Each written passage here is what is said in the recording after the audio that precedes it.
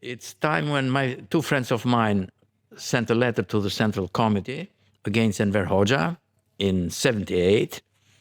They were journalists who had studied in Moscow, but they were anti-Stalinists, and so they were claiming that you should change, and Enver Hoxha is responsible for the break with Soviet Union, and et cetera, and it's created this system, terrible system.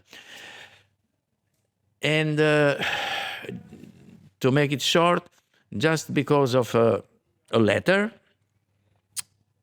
sent to the Central Committee, not published, not sent abroad, just to the Central Committee.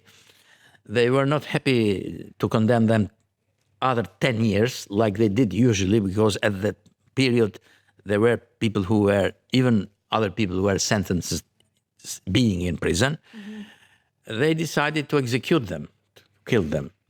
And it's the time when in Czechoslovakia, 1 year before, 77, Havel made the so-called chart, 77.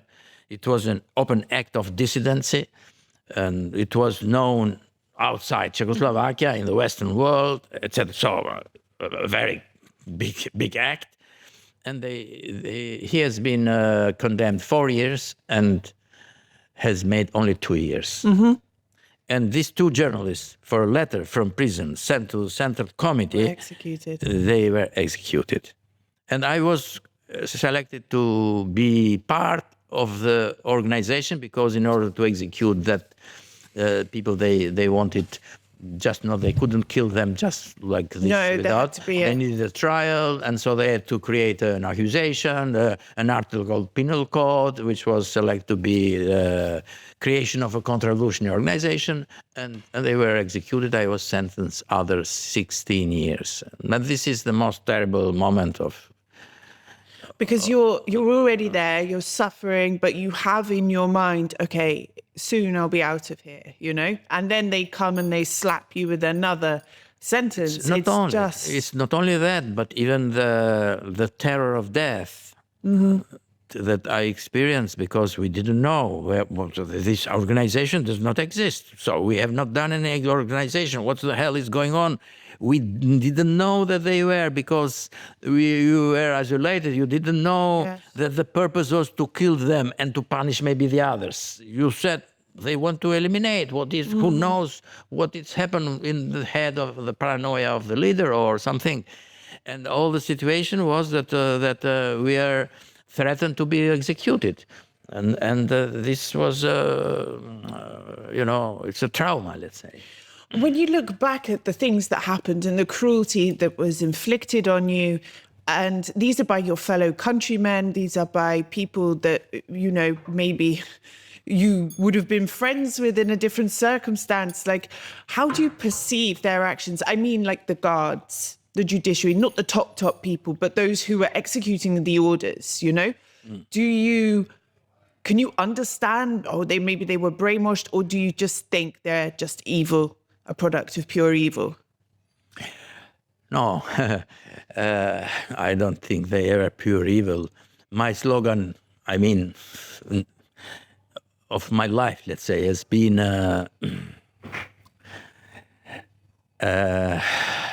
this was even a way of resilience, a way to resist, to survive. It's Spinoza is something saying by Spinoza, but I had it just in not from Spinoza, but from my needs, from my experience.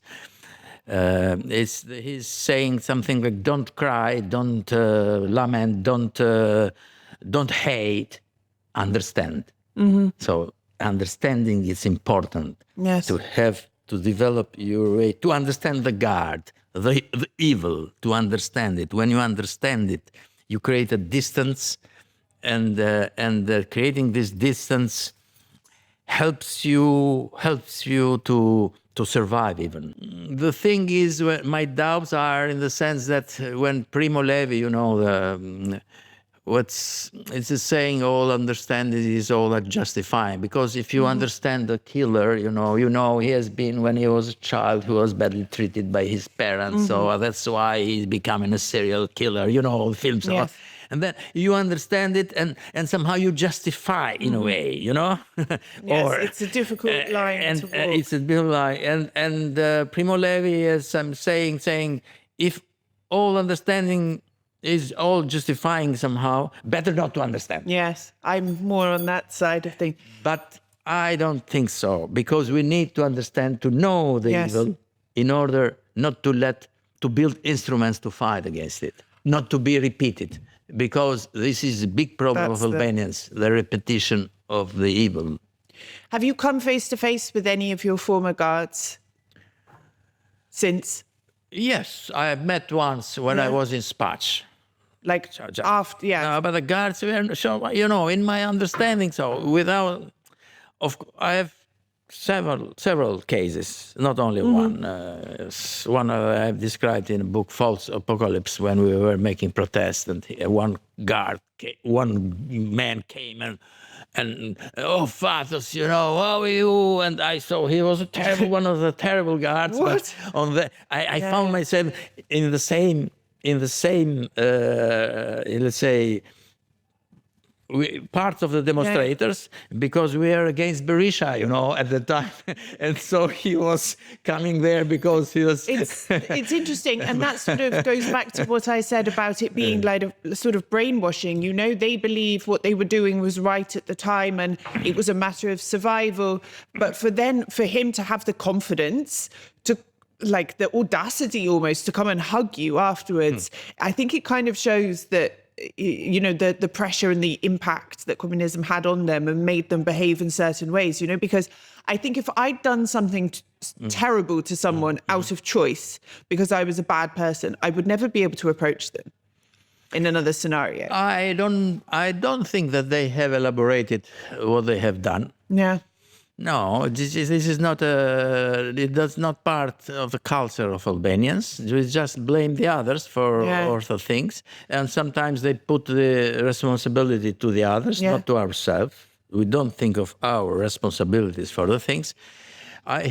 He felt me on his side at that moment, and so the enemy of my enemy is my friend, and this is enough for Albanians. And then they change enemies and they change friends as well.